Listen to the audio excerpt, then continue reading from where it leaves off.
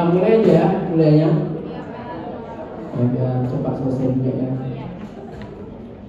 Oke, Assalamualaikum warahmatullahi wabarakatuh. Selamat siang semuanya. Gimana kabarnya hari ini? Sehat? Udah makan semua? Udah tidur siang?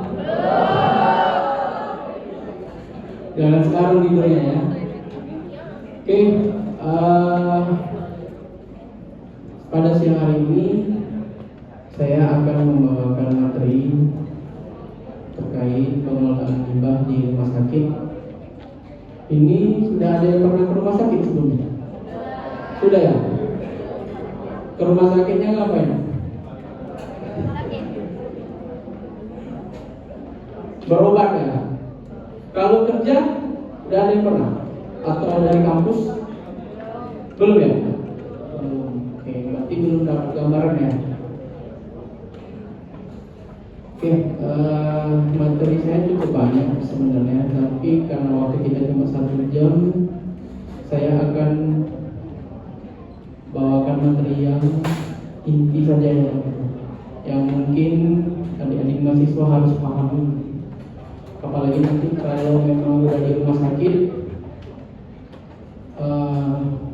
udah tahu lah nanti harus gimana gitu. Terutama yang berkaitan dengan pengelolaan limbah.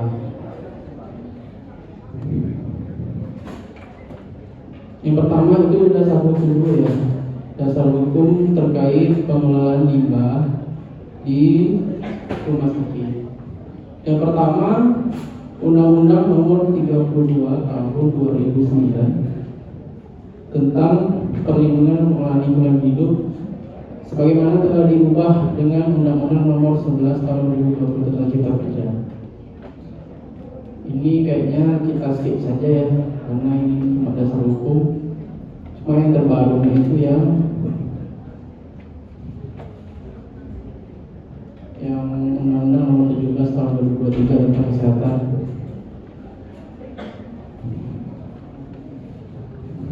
Ini juga kita skip saja. Kemudian rumah sakit itu memiliki definisi fasilitas pelayanan kesehatan yang menyelenggarakan pelayanan kesehatan perorangan secara paripurna gitu.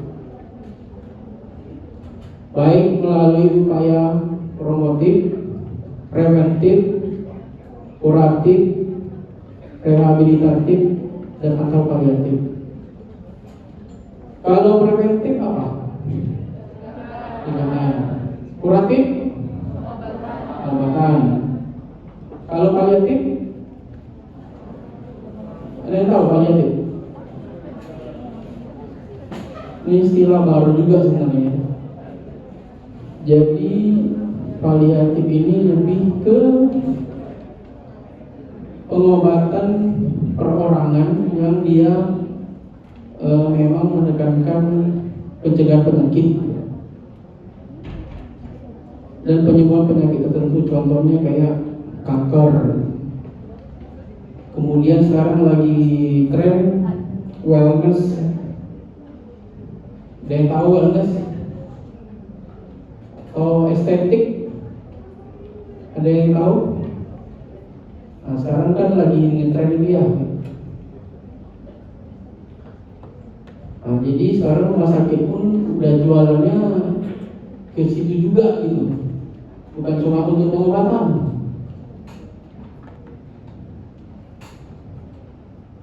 MCU juga, medical check up. Kemudian rumah sakit ini itu menghasilkan banyak limbah. Limbahnya macam-macam. Ada yang domestik, ada yang limbah B3. Limbah domestik itu kayak limbah umum ya, misalnya kertas, kayu. Kemudian kalau limbah B3 itu sempat saya singgung ya di pertemuan sebelumnya, itu tentang limbah-limbah yang memiliki karakteristik zat berbahaya dan beracun. Dan itu bentuknya beda-beda, ada yang padat, ada yang cair, dan ada yang gas. Dan pastinya kalau yang limbah itu memiliki mikroorganisme patogen yang bisa menyebabkan penyakit.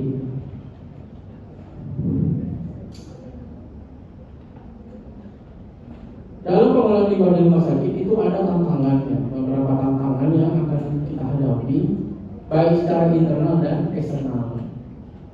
Secara internal yaitu resiko infeksi di rumah sakit atau kesehatan kerja. Biasanya yang paling sering itu adalah ketusuk jarum. Kalau dokter ada yang nyuntik nggak? Apa? Ada nggak kalau dokter nyuntik? Ada kan gitu? Udah diajarin belum cara nyuntik di sini? Udah ya. Kalau udah selesai nyuntik, cara buangnya gimana? Ada yang tahu? Cara buang yang benar ya? Ada diajarin nggak? Gimana? Ada yang bisa jawab? Limbahnya itu gimana? Dibuangnya gimana? Mana? Apa namanya? Safety box. Oke. Itu langsung buang gitu. Langsung buang gitu nggak? Tidak. Kenapa tidak?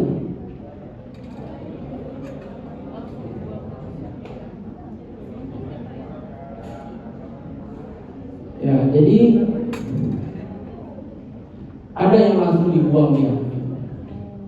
Cuma kadang yang banyak juga yang saya lihat karena mungkin masih ada sisa ya. Jadi dia recapping. Recapping itu menutup kembali jantung tadi dengan tutupnya. Recapping ini yang menyebabkan potensi resiko ketusuk jarum tadi, salah satunya. Jadi besok kalau udah praktek ya, kalau pegang jarumnya kalau udah selesai langsung buang, jangan di recapping, karena ada potensi kalian kena, jari kalian kena, bahkan ada yang kena di tangan juga. Kalau bekas jarumnya itu aman, nggak masalah. Cuma kalau pasien yang bekas pakai itu dia ngidap hepatitis, HIV, AIDS gimana? Itu yang harus jadi perhatian gitu. Dan waktu saya kerja di rumah sakit itu kebetulan ada beberapa kasus seperti itu gitu. Dan alhamdulillah karena ada penanganannya, ada tata laksana. Kalau setelah terjadi kejadian kecelakaan ketusuk jarum itu ada pemeriksaan berkala namanya. Dan alhamdulillah itu dia negatif gitu. Karena kalau teman-teman adik-adik mahasiswa udah ketusuk jarum yang bekas pasien yang mengidap penyakit menular tadi, itu harus dicek berkala, cek labor. Ada yang setelah tertusuk jarum 1 bulan setelah terkena, 3 bulan setelah terkena, 6 bulan setelah terkena, 1 bulan setelah terkena gitu. Kalau dia kena HIV bekas pasien yang sebelumnya, dia nanti harus dikasih ARV, antiretroviral. Nah, satu lagi juga bahayanya itu adalah yang hepatitis. Di sini udah ada yang vaksin hepatitis? Belum ya? Belum. Besok kalau seandainya mau praktek di rumah sakit atau di vaskes, udah megang pasien, harusnya semua adik-adik udah divaksin nanti. Vaksinnya hepatitis B. Nah itu biasanya sampai 3 dosis dia. Kenapa harus divaksin? Karena nanti kalau ternyata pasien yang ditangani itu dia mengidap hepatitis, resiko kalian terkena penyakit itu jadi menurun gitu. Kalau kalian nggak vaksin, nah itu lebih sulit penanganannya. Dan risiko kalian terkena hepatitis itu semakin besar. Nah, pastikan besok seharusnya kalian dapat vaksin nanti kalau sebelum masuk ke rumah sakit. Kenapa? Karena itu perlindungan awal bagi kalian. Kalau misalnya memang ada kejadian kasus jarum, ya kalian setidaknya sudah ada imun terkait untuk hepatitis. Jadi tata laksananya nggak sesulit belum divaksin. Nanti biasanya ada juga cek anti HBS untuk melihat berapa nilai vaksin kalian itu, udah seberapa, lupa saya satuannya. Pokoknya minimal dia harus 10 gitu. Tapi kalau misalnya kalian udah sampai dosis 3, itu harusnya udah ratusan itu ketahanan tubuh kalian terkait hepatitis dari vaksin hepatitis B tadi. Nah, cuma kalau bisa di rumah sakit atau di paskes ya, yang paling penting itu tadi sebenarnya teknik untuk buang jarumnya. Kita supaya nggak tertular, ya kita harus mengurangi resiko supaya nggak tertular tadi. Ya salah satunya dengan membuang jarum tadi itu. Langsung tidak ada recapping, no recapping ya. Ingatkan juga nanti rekan kerjanya. Nah, kalau kalian recapping itu untuk resikonya semakin tinggi. Hati-hatilah terutama pasien yang mengidap penyakit menular tadi. Nah, jadi sebenarnya tekniknya tuh yang saya tahu ya, tekniknya untuk buang itu yang menggunakan one hand namanya. One hand kalian pakai jarum, suntik, terus dibuang ke sub container atau safety box. Cuma kadang masalahnya ini safety box ini ada yang karton gitu. Karton, jadi tembus dia jarum tadi. Mungkin di dokter yang para dokter mungkin aman dia. Yang pasien itu nanti yang ngangkut limbah gitu, yang limbah jarumnya gitu. Dulu pernah juga ada kejadian, kenanya di kaki jarumnya karena dia ngangkut ya. Dan kita nggak tahu itu bekas pasien siapa, kasihan. Jadi itu pengalaman ya, mungkin bisa jadi kejadian juga nanti di tempat kerja kalian nanti. Tolong itu jadi perhatian gitu. Kenapa? Karena ini masalah masa depan. HIV, hepatitis, kalau udah kena, udah susah. Gitu. Ini tuh salah satunya ya, resiko infeksi. Dan jangan hanya terpaku sama jarum suntik, karena banyak benda tajam lain di rumah sakit. Ada pisau bedah, ada yang nodel gitu ya. Nah, yang bentuk-bentuk jarum dia bekas pasien lain, nah itu beresiko gitu. Jadi tolong hati-hati. Kemudian ya resiko kecelakaan, resiko pencemaran, gangguan estetika, ini masih normatif semua ya. Nah, cuma tantangan eksternalnya, undang-undang semakin ketat, jadi regulasi yang mengatur terkait pengelolaan limbah itu semakin ketat. Bahkan ada sanksi pidana, dendanya itu besar gitu. Ada pidana juga gitu. Nah, cuma wajib dilakukan sama rumah sakit, sama paskes pengelolaan limbah ini. Nah, ini tujuannya pemenuhan AMDAL proper, kemudian akreditasi rumah sakit, wajib ada pengelolaan limbah, kemudian citra manajemen. Jadi kalau rumah sakitnya bisa mengelola limbah dengan baik, nama rumah sakitnya akan terangkat. Tapi kalau dia tidak bisa, itu jelek gitu. Ini beberapa kasus ya. Contoh Contohnya, direktur rumah sakit tersangka kasus dugaan pencemaran limbah medis. Mungkin besok bisa jadi di antara kalian ada yang jadi direktur gitu. Amin. Masalah sampah pun jadi tanggung jawab direktur gitu. Kenapa gitu? Karena kalau direkturnya nggak peduli, nggak komit sama limbah, namanya limbah medis ya. Itu tadi saya udah bahas sedikit. Dia tuh menularkan, sampah-sampah limbah medisnya tadi itu menularkan. Bukan cuma untuk karyawan di dalam jadinya, tapi bisa kena orang lain. Orang lain yang mungkin bukan rumah sakit. Kalau bisa dia tidak dikelola dengan baik ya, sampah atau limbahnya gitu. Kemudian ini juga nggak boleh sembarangan buang limbah medis. Kalau ketangkap bisa denda.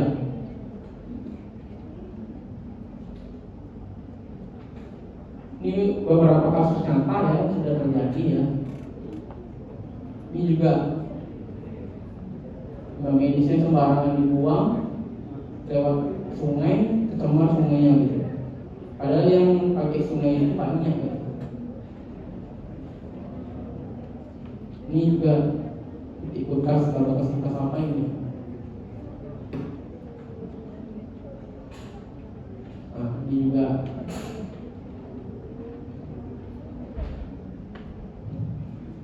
jadi agak kompleks ya masalah sampah limbah ini, terutama kalau udah di rumah sakit ya.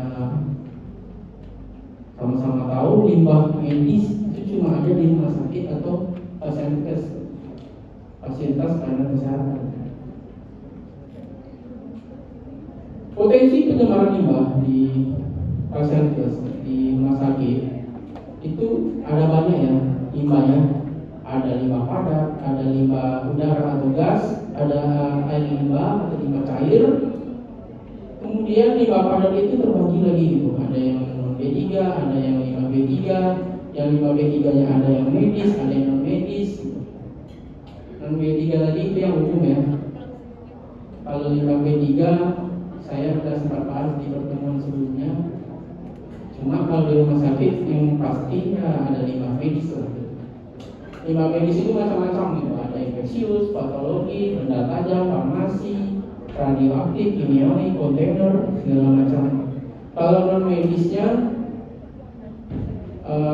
dia bukan limbah medis, tapi dia termasuk B3 gitu. Contohnya lampu TL, mungkin yang pernah tahu ya yang panjang lampu TL. Kemudian oli, minyak pelumas bekas. Nah, kenapa ada di rumah sakit tuh kira-kira?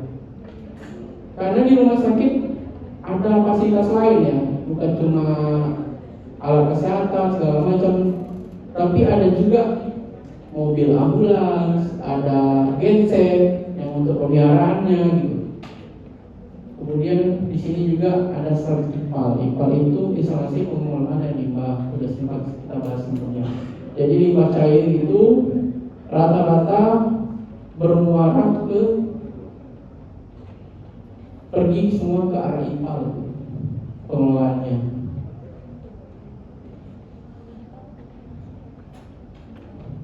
Ini juga rumah sakit kan wajib terakreditasi ya. Salah satu syaratnya dari syarat wajibnya itu adalah rumah sakit itu wajib memiliki izin pengelolaan limbah cair gitu, yang dikeluarkan oleh Dinas Lingkungan Hidup biasanya. Nah, kalau ada rumah sakit mau akreditasi dia nggak punya izin ini, itu langsung batal. Karena ini syarat awal. Syarat awal wajib ada gitu. Kalau nggak ada nggak bisa akreditasi.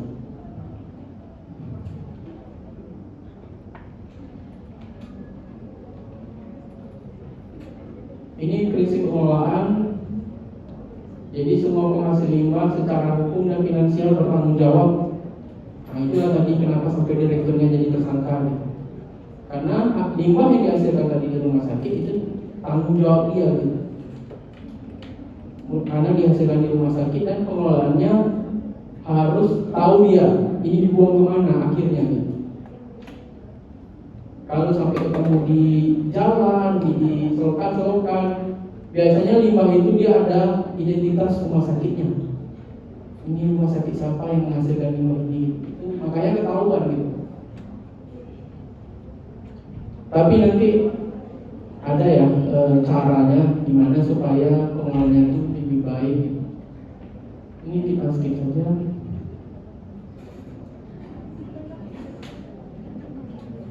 Ya, kalau pengendalian pencemaran baik udara, air, B3 itu sebenarnya sudah ada di dokumen persetujuan lingkungan. Itu biasanya rumah sakit wajib punya. Nah, apa yang tertuang di situ harus dijalankan. Termasuklah limbah tadi. Ini bisa di skip ya. Ini jenis limbah di Pasempres ya. Itu ada limbah tajam tadi kayak jarum suntik tadi contohnya. Kemudian limbah kimia, farmasi, karena di rumah sakit banyak ya bahan kimia, bahan farmasi. Limbah infeksius patologi, bekas-bekas jaringan tubuh pasien yang waktu dia datang, waktu dia mungkin dibedah, dioperasi, dilakukan tindakan, itu sudah jadi limbah dia. Kemudian termometer tabung rusak. Termometer ini sekarang udah nggak boleh lagi yang mengandung merkuri atau erasa, jadi diganti ke jenis lain. Biasanya termometer digital. Kemudian limbah domestik ini 80% ya. Tadi kayak bukan B3 ya, kayak sampah, kertas, bekas-bekas konstruksi mungkin kalau dia renovasi ya rumah sakitnya itu kan dia masuk ke limbah domestik, sampah-sampah dedaunan gitu.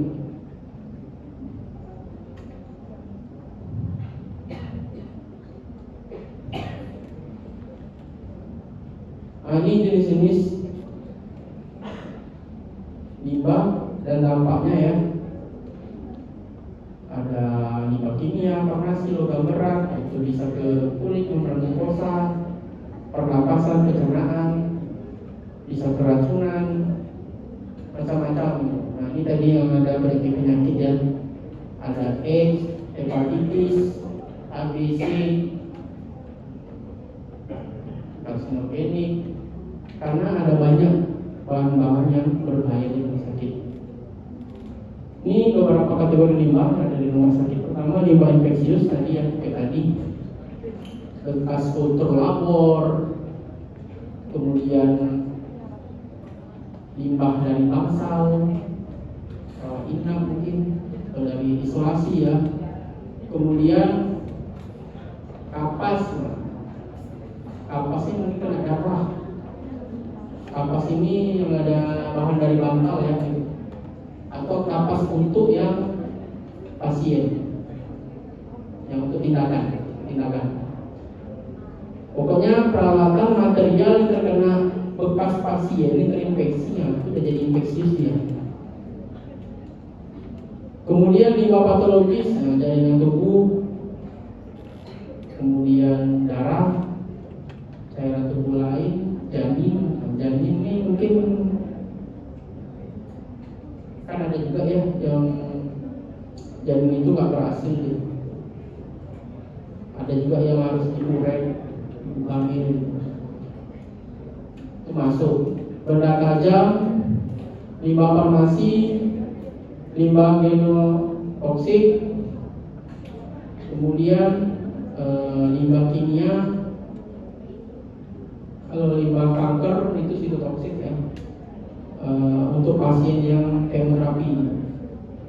Kemudian limbah kimia, reagen-reagen di labor, film untuk ronsen. Nah, ini sekarang udah mulai jarang ya film untuk ronsen karena udah digital semua. Dulu ada pixel gitu, sekarang udah nggak ada, udah mulai berkurang. Tapi nggak tahu kalau di daerah-daerah ya. Kalau di kota-kota besar sih harusnya udah nggak pakai cairan itu lagi ya. Kemudian limbah yang mengandung logam, baterai, termometer pecah ini mungkin yang lama ya.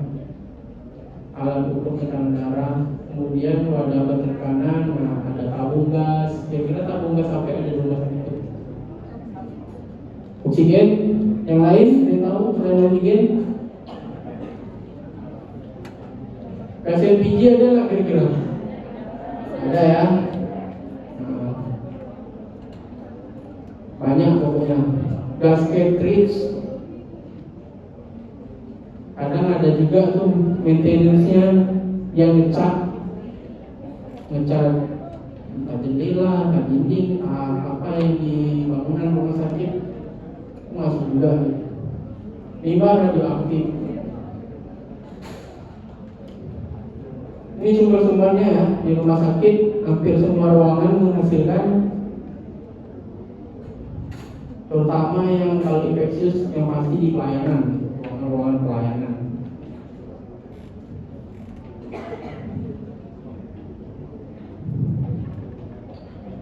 Ini juga yang tadi yang bermerkuri ya, sekarang udah ada aturan dari pemerintah kalau bisa alat kesehatannya nggak mengandung bahan bermerkuri lagi,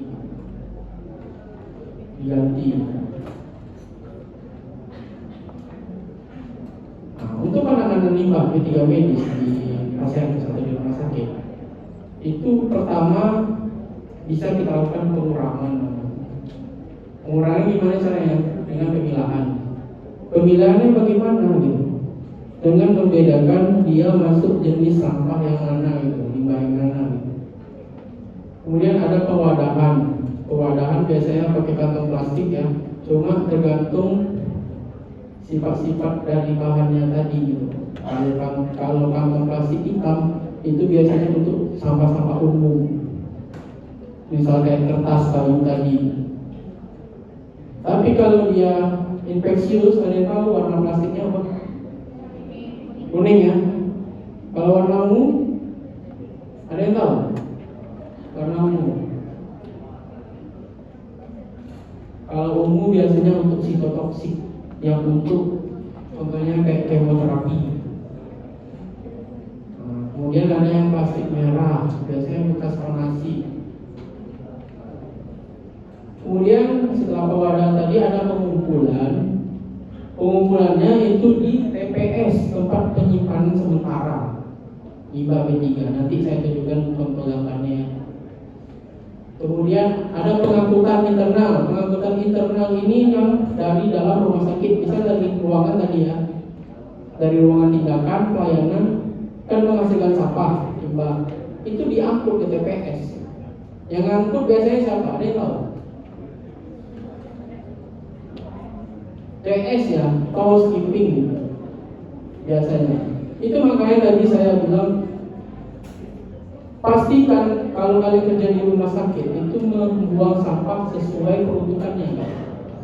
Kayak tadi yang jarum, itu bukan cuma sampai di sub container ya, bukan cuma sampai di safety box.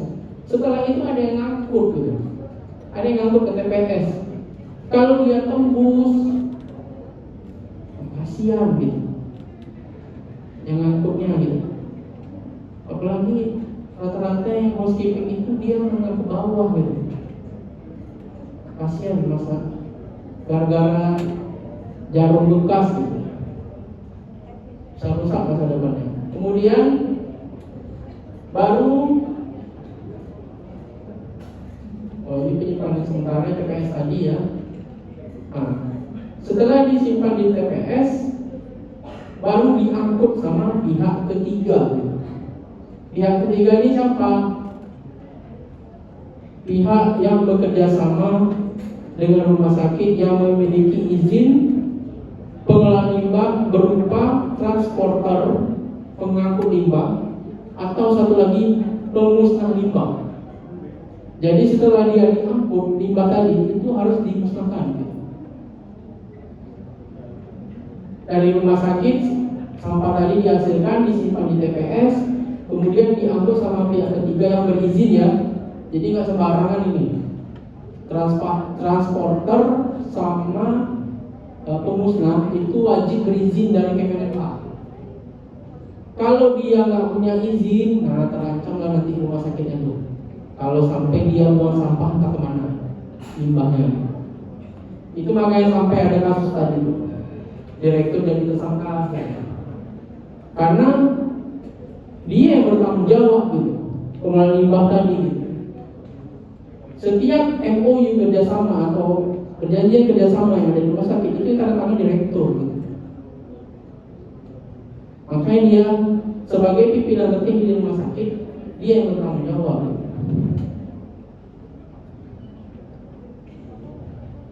Kalaupun pengen mengelola sendiri bisa, tapi caranya dia harus punya alat rumah sakitnya. Alatnya namanya insinerator. Insinerator ini alat untuk membakar sampah tadi itu. Alatnya agak kompleks ya, dia dan nggak semua rumah sakit di Indonesia punya. Insinerator ini pun harus berizin. Jadi bukan berarti rumah sakitnya mampu dia beli alat insinerator bisa langsung opsional, nggak boleh. Harus dapat izin dulu. Kalau udah dapat izin baru boleh dia operasionalkan. Ini tadi ya, pengurangan, pemilahan, penyimpanan, diangkut limbahnya. Nah, kalau yang kubur ini juga ini nggak sembarangan ya, penguburan ini itu dia harus berizin dulu. Penguburan ini ada beberapa tapi harus izin. Tapi kalau rumah sakit rata-rata nggak ada yang mengubur sama limbah. Rata-rata kerjasamanya sama transporter, sama pemusnah. Pemusnah ini di Indonesia pun masih terbatas gitu. Kalau di Jawa ada PPLI, kalau di Sumatera ada yang di Medan kemarin ada di Karya yang saya putar videonya. Nah, di arah timur sana saya belum dapat infonya. Siapa pemusnahnya gitu? Itu nggak sembarangan.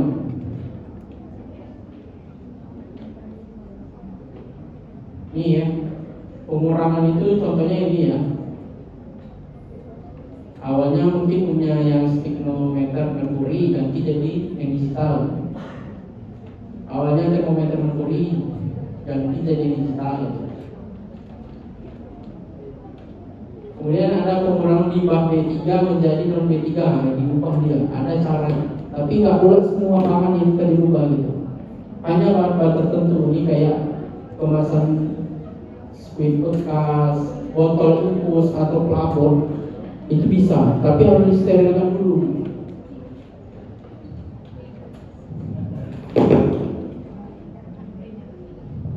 Kemudian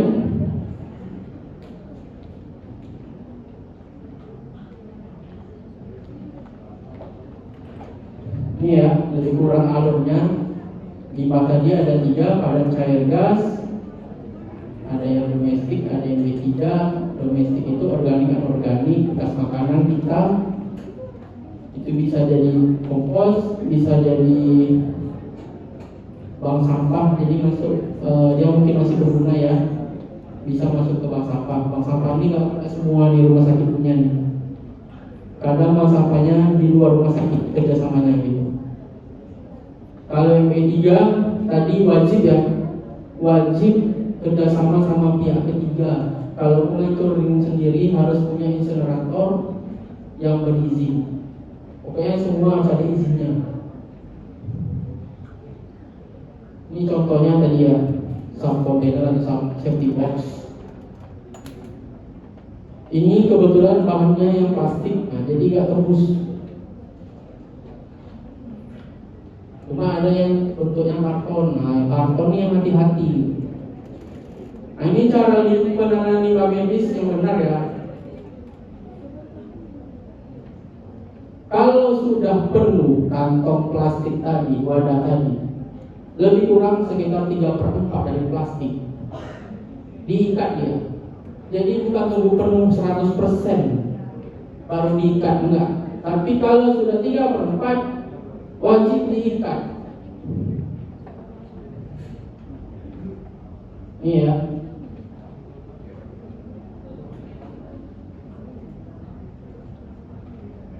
Nggak boleh yang kayak gini dia.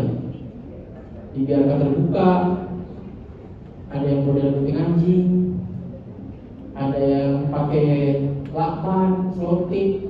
Kenapa? Karena ada potensi nanti dia akan terbuka gitu. Kalau dia infeksius kayak mana gitu? Nah, kasihan orang yang ngangkutnya atau yang berada di sekitar sampahnya gitu. Nah, jadi kalau udah 3/4 ini wajib diikat. Nggak boleh ditekan ya. Kita biasa ini masih bisa nih dorong-dorong plastiknya nih ya gitu. Sampai dia penuh, itu nggak boleh. Mungkin kalau limbah yang umum bisa lah, tapi kalau infeksius jangan.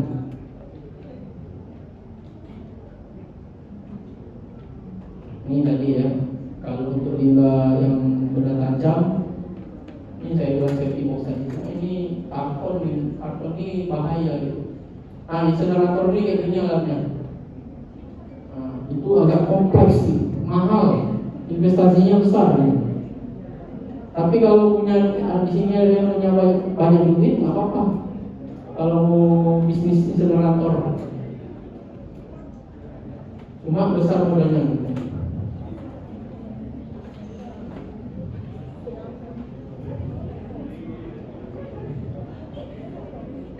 Nih, potensi dari sampah tadi bahayanya ya, ada luka, infeksi, HIV, hepatitis, AIDS, bisa juga kena penyakit kuning,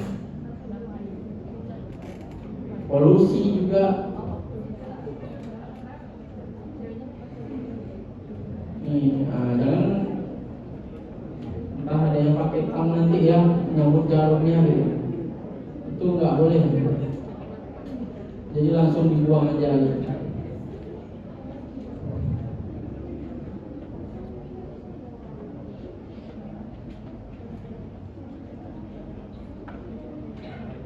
Nah, ini nanti bisa dibaca saja ya. Ini ada beberapa jenis limbah di rumah sakit yang bisa dijual lagi. Yang dia awalnya infeksi, tapi bisa disterilkan menjadi tidak berbahaya gitu, dan bisa dijual gitu. Cuma bahan-bahannya tertentu aja gitu. Nggak semua limbah yang ada di rumah sakit, tertentu aja. Yang ini contohnya pelabot ya, yang untuk botol infus. Nah, ini bisa jadi sumber duit lagi masuk sama rumah sakit. Ini setelah dicek pemeriksaan ya, misal tadi pelabot tadi kan infeksius tuh, udah disterilkan, dicek sama labor, hasilnya negatif semua. Artinya dia tidak mengandung infeksi, nggak infeksius lagi. Ini penanganan yang limbah B3 umum ya, kayak tadi bekas makanan, kertas kayu, bekas konstruksi, hampir sama ya. Pengurangan, pemilahan, pewadahan, pengumpulan, pengangkutan disimpan di TPS. Cuma beda ya sama yang infeksius tadi. TPS-nya mungkin bisa sama satu tempat, tapi mungkin pintunya beda-beda gitu. Gak boleh dicampur limbah yang umum sama infeksius, gak boleh. Sendiri dia. Dan khusus pengangkutnya juga biasanya ini boleh sama pemerintah yang biasa ngangkut-ngangkut sampah pinggir jalan. Itu boleh kalau yang limbah B3 umum. Limbah limbah B3 umum. Limbah domestik yang dari pemerintah. Kalau B3 umum ini contohnya tadi kayak oli, kayak lampu TL, itu wajib diangkut sama pihak ketiga juga yang berizin. Cuma bedanya sama limbah infeksius, kalau infeksius tadi dia cuma boleh maksimal 48 jam di TPS. Kecuali TPS-nya jenisnya cold storage yang bisa di bawah suhu tertentu, dan itu mahal. Nggak semua punya TPS seperti itu. Biasanya pengangkutan itu setiap hari dan nggak bisa dengan satu transporter ya. Biasanya minimal sama 2 transporter. Kenapa? Untuk antisipasi kalau transporter yang satu ini lagi bermasalah atau lagi mobilnya mungkin rusak gitu kan, nah diangkut sama transporter lain. Kalau yang ini B3-nya yang umum nggak harus dia dalam setiap hari, nggak harus, karena dia nggak infeksius gitu. Jadi paling maksimal biasanya 6 bulan disimpan di TPS boleh. Karena tadi kayak lampu ya, lampu TL, kayak oli, nah itu boleh dia diangkut agak lama gitu. 6 bulan boleh. Tapi tetap diangkut sama transporter yang berizin, nggak boleh sembarangan juga gitu. Ini masih sama pemindahan tadi ya. Ini yang merah radioaktif, ada yang kuning infeksius, ungu sitotoksis, coklat limbah kimia dan farmasi. Ini contoh-contoh wadahnya.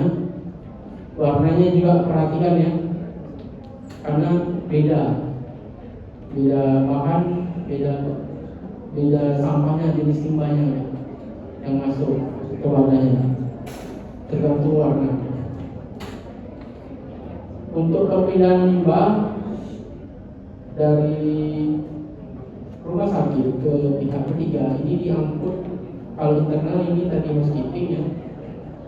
Kalau eksternal ini biasanya mobil ya, mobil kayak gini ya. Nah, cuma kalau yang ini jarang yang motor, tapi mungkin di daerah ada gitu.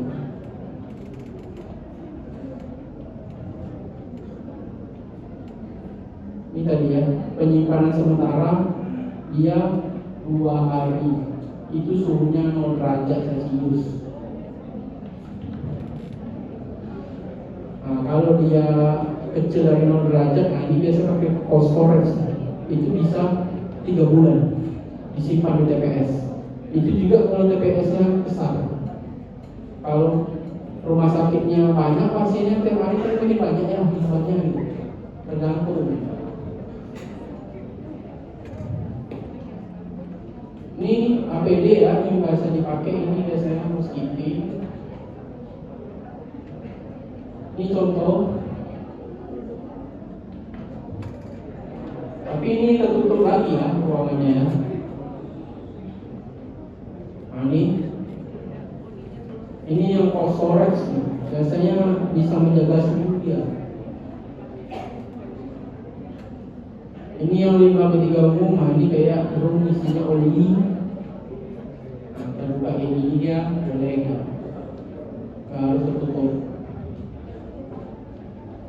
Nah ini limbah medis itu juga banyak pengolahan lain ya, ada thermal dan non thermal. Ini ada yang pakai autoclave, tapi nggak semua juga rumah sakit punya gitu, tergantung.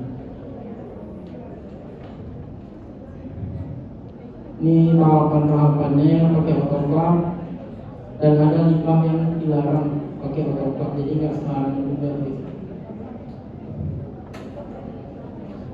Ada microwave juga, nah ini juga jarang sekali ya, saya nggak pernah lihat juga ini. Kemudian ada pakai radiasi frekuensi radio. Nah ini generator yang tadi. Ada pengukuran, tapi ini biasanya pengukuran ini bukan rumah sakit ya, tapi untuk pasien kes kecil kayak klinik atau mungkin perorangan. Nah itu juga harus punya izin, nggak boleh sembarangan. Itu persetujuan dari BLH Kabupaten Kota. Nah ini ada salah satu ketentuan juga nih, kenapa boleh dikubur, ada ketentuannya. Ini contoh fasilitasnya, penguburan ya.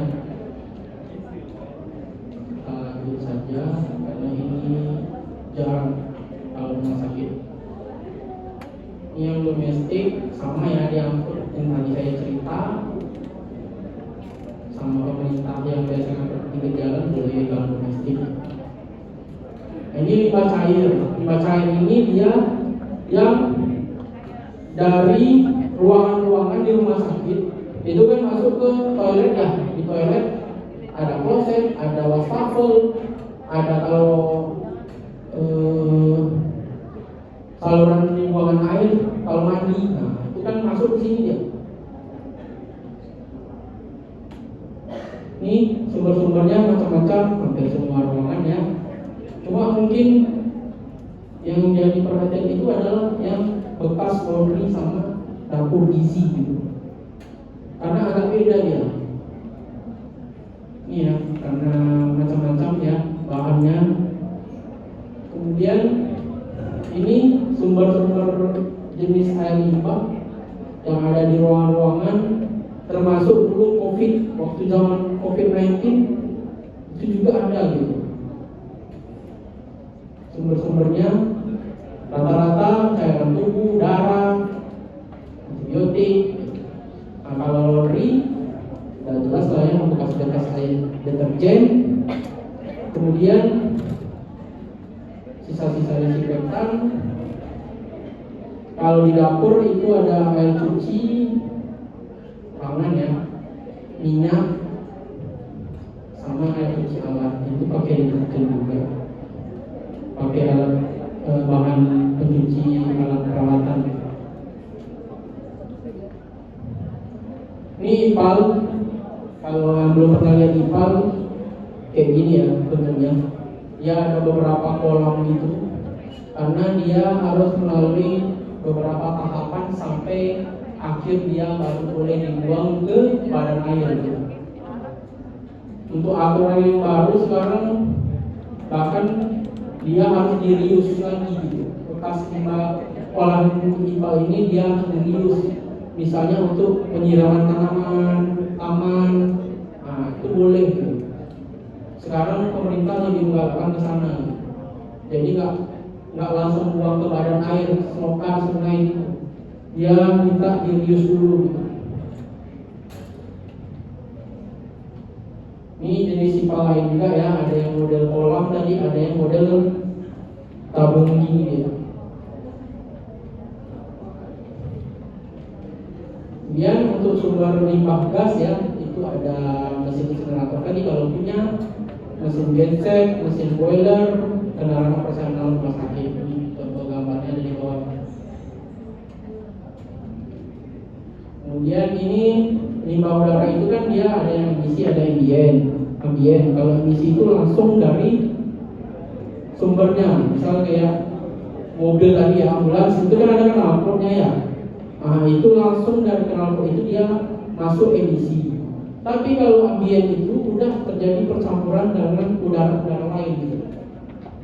Nah, jadi bukan cuma satu sumber, tapi ada sumber lain juga dia, yang mungkin bisa menyebabkan gangguan kebauan, kebisingan, getaran, macam-macam.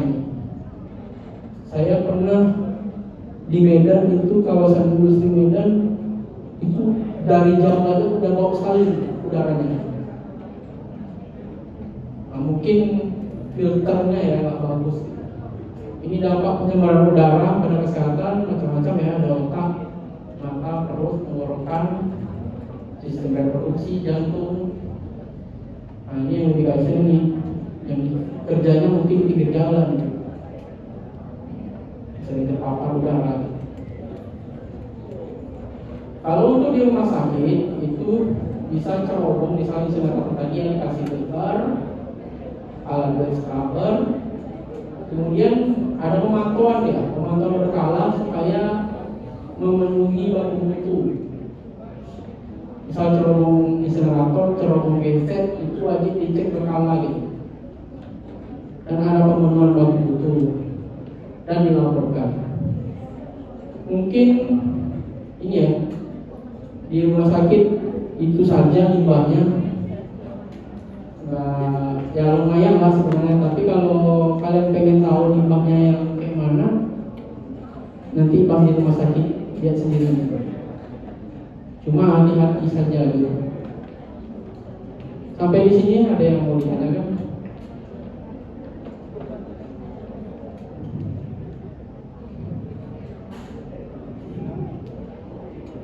Ya, referensi saya gunakan.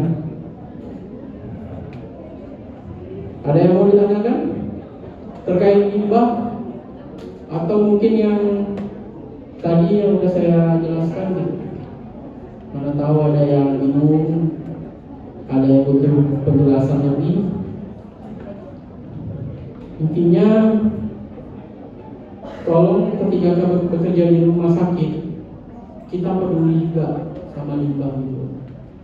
Jangan hanya mentang-mentang kita punya pekerjaan sendiri ya gitu, cuek sama limbah di sekitar kita gitu. Ingatkan juga orang lain gitu. Kenapa? Karena kita kerja di situ. Nanti kalau ada efek risiko yang terjadi itu kita juga kena. Yang mau dikasih lagi ya kasus tadi kayak jarum suntik tadi itu dikasihan. Nah, mungkin bayangkan kalau itu keluarga kita gitu. Nah, mungkin itu ya. Kalau yang besok punya pasien, pastikan pasiennya itu penyakitnya.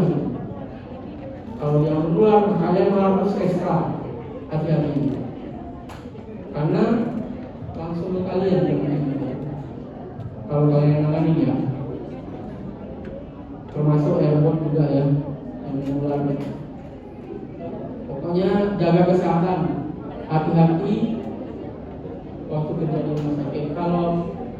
Kalau memang ada aturan rumah sakit harus vaksin lah. Kenapa? Karena itu untuk kebaikan kita sendiri.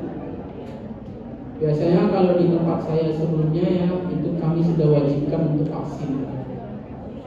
Walaupun dia sudah vaksin mungkin sebelumnya gitu. Nah, kenapa? Karena itu untuk perlindungan dia sendiri.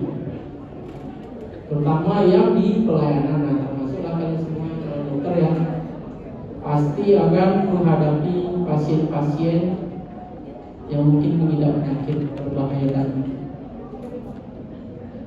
Kalau tidak ada yang mau bertanya, kita tutup saja. Cukup? Cukup ya? Karena waktunya juga 50 menit. Oke, terima kasih atas perhatian semua. Mohon maaf atas segala kekurangan. Ini pertemuan terakhir ya. Habis ini ujian ya. Ya, selamat ujian ya. Semoga sukses ujiannya. Amin.